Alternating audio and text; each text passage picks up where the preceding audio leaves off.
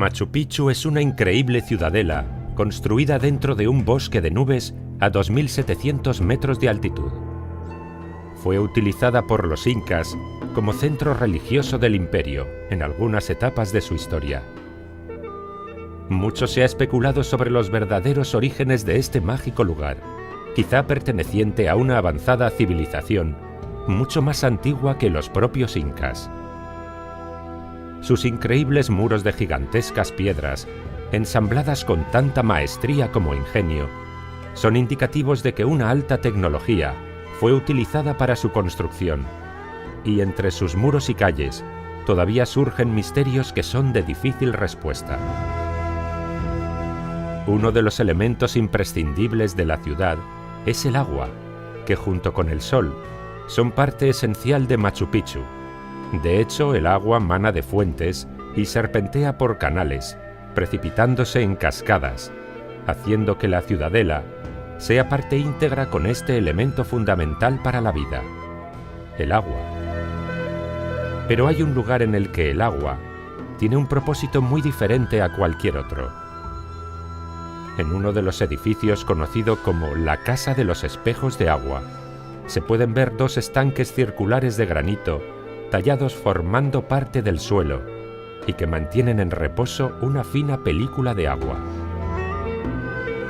Por supuesto, las interpretaciones sobre este enigmático lugar son diversas y no se ponen de acuerdo sobre cómo los antiguos habitantes hacían uso de esos singulares espejos. Algunas teorías apoyan el uso astronómico para poder observar los puntos clave del ciclo solar. Otras, sin embargo, sostienen que estos estanques son simples morteros para moler el maíz, o recipientes para albergar tintes naturales que ayudaban a colorear las telas. Por lo que la Casa de los Espejos podía ser un simple taller o un lugar ceremonial sagrado.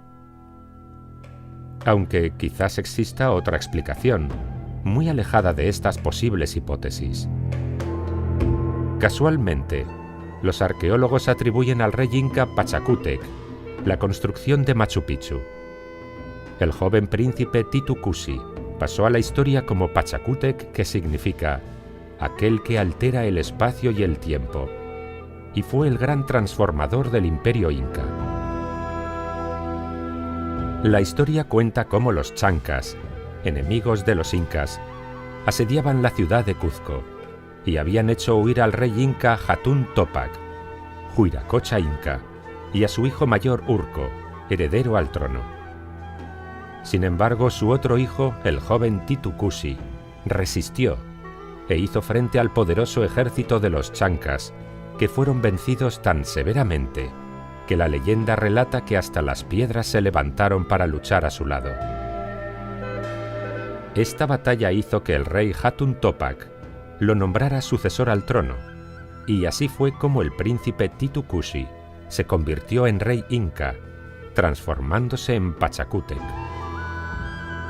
El cronista español Sarmiento de Gamboa cuenta al respecto de esta batalla cómo durante el asedio de los chancas a Pachacútec se le presentó una persona en el aire como si fuera el sol, que le dijo que ganaría la batalla y le mostró un espejo en el que el joven inca vio todas las naciones que conquistaría en un futuro. ¿Quién se presentó ante Pachacútec flotando en el aire, haciéndose llamar Dios Sol? ¿Y el espejo con el que podía ver el futuro era algún tipo de tecnología que desconocemos?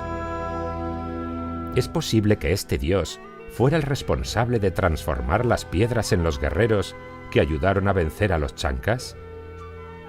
¿Esos guerreros eran reales o se trataba de hologramas?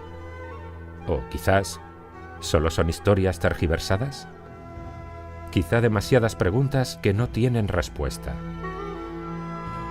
También hay otra versión de los hechos, recogida por el cronista José de Acosta, que cuenta cómo un día el rey inca descansaba frente a una fuente cuando una cegadora luz proveniente del cielo cayó al agua.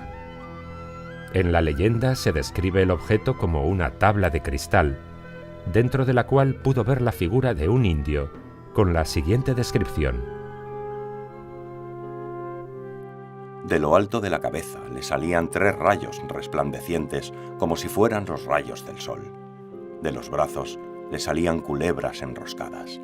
En la cabeza y en las orejas tenía joyas como los incas y vestía con atuendos incas. De entre las piernas y por la espalda le salía la cabeza de un felino y una culebra que le bajaba por la espalda. La figura que se veía dentro del espejo debía ser tan atemorizante para Pachacútec que huyó nada más verla.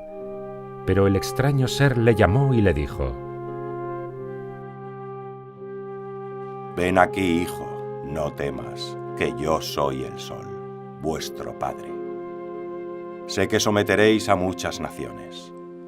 Tened en cuenta reverenciarme y acordaos de mí en vuestros sacrificios». Cuando rescató la extraña tabla de cristal del fondo de la fuente, la miró y tuvo una visión que le reveló todas sus futuras conquistas. Pachacútec mantuvo el espejo cerca de sí toda su vida y lo consultó como si fuera un oráculo que le permitía quizá estar en contacto con el que consideraba el dios Sol. ¿Qué clase de ser podría haber sido el que visitó a Pachacútec? ¿Era real? ¿O solamente fruto de leyendas y supersticiones? En el extraño encuentro con el rey Inca, este dios Sol se identifica como tal. Ya hemos visto que existe un culto al Sol que se practicaba desde la antigüedad, quizá desde el antiguo continente perdido de la Atlántida. Y el culto al Sol todavía está presente en instituciones y religiones. Pero lo más impactante de todo es que a Pachacútec le pide que le adoren y que hagan sacrificios en su nombre. ¿Qué tipo de entidad necesitaría adoración y rituales de sacrificios? Hay que recordar que los incas adoraron al sol y era el símbolo de la ciudad de Cuzco, capital del imperio. Por esa razón cubrieron la ciudad de oro, para que brillara como el mismísimo sol. El culto al sol era el eje de su vida. También resulta sorprendente cómo la descripción de aquel extraño ser tiene una estrecha relación con las figuras antropomorfas que la cultura de Paracas plasmó en sus tejidos. Estamos hablando de la misma cultura de la que se han encontrado cráneos alargados y con una capacidad craneal mayor que la de cualquier humano común. Los mismos rasgos que se ven en jeroglíficos, estatuas de reyes y dioses egipcios o en representaciones sumerias. Además, sabemos que los últimos análisis de ADN revelan que hay una conexión que vincula a Paracas con la zona de Crimea, es decir, que estos humanos de cráneo grande y alargado podrían ser la respuesta a muchos enigmas de la historia. Volviendo a la sala de los espejos de agua de Machu Picchu y conociendo las crónicas españolas, puede que ahora se comprenda mejor la finalidad del lugar.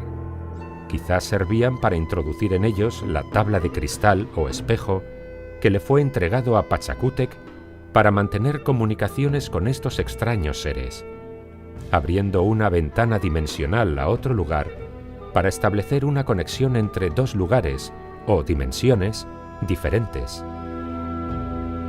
Esto, por supuesto, es solo una teoría, pero los incas eran conocedores de los diferentes mundos que integran la realidad, y al igual que todas las culturas anteriores a ellos, estos pueblos ancestrales conocían perfectamente su lugar y propósito en la Tierra. Su cosmovisión del universo estuvo dominada por 3 mundos paralelos: Uku-Pacha, el mundo de abajo o de los muertos; Kai-Pacha, el mundo del presente o de los vivos; y Hanan-Pacha, el mundo de arriba o el mundo de los dioses. De hecho, los incas creían que algunos lugares de la Tierra podían utilizarse como portales para comunicar estos 3 mundos, y Machu Picchu es uno de los enclaves para acceder a los mundos invisibles. Uno de los puntos más importantes de la ciudadela son el Intihuatana, que en quichua significa donde se ata el sol. Se trata de un altar realizado en granito, ubicado en un lugar predominante y que termina con forma de obelisco en la parte central, que resulta parecido al que domina en lo alto de la montaña de la ciudad de Petra, en Jordania, utilizado para los sacrificios en honor al dios hebreo. Pero quizá el lugar más misterioso de la montaña sagrada sea el llamado Templo de la Luna, ubicado en el Huayna Picchu, a 300 metros por encima del resto de la ciudad. Construido al abrigo de la roca, perfectamente adaptado a las formas de una cueva natural, con bloques ensamblados, sin ningún tipo de mortero, y por supuesto, no hay ningún tipo de registro que indique para qué fue utilizado este santuario. Únicamente tenemos 4 puertas trapezoidales que no van a ninguna parte. Entonces, ¿por qué hacer este tipo de puertas? Podemos ver este mismo patrón de construcción en casi todos los templos antiguos repartidos por Perú. Todos cuentan con este tipo de puertas truncadas o selladas. Aquí es donde las teorías de las puertas dimensionales cobran vida. Quizá estos accesos trapezoidales se utilizaban como entradas para ir de un lugar a otro, tal y como aparecen en algunas representaciones sumerias. No tiene sentido hacer unos diseños tan exquisitos en roca, cortando y puliendo la superficie tan perfectamente, que resulta extraño dedicar tanto esfuerzo y trabajo solo para ser utilizado como simples altares de ofrendas. Tal vez los sacerdotes incas conocían la técnica para abrir estos portales, que, según las leyendas de algunos de esos lugares sagrados, fueron utilizados para encontrarse con los dioses. De momento, este misterio solo forma parte de las leyendas, aunque hay bastantes indicios que apuntan a que la historia de América del Sur, al igual que la historia antigua de todo el mundo, aconteció de una forma muy diferente a como nos la han contado, y quizá en un futuro no muy lejano podamos descubrir nuestro verdadero pasado.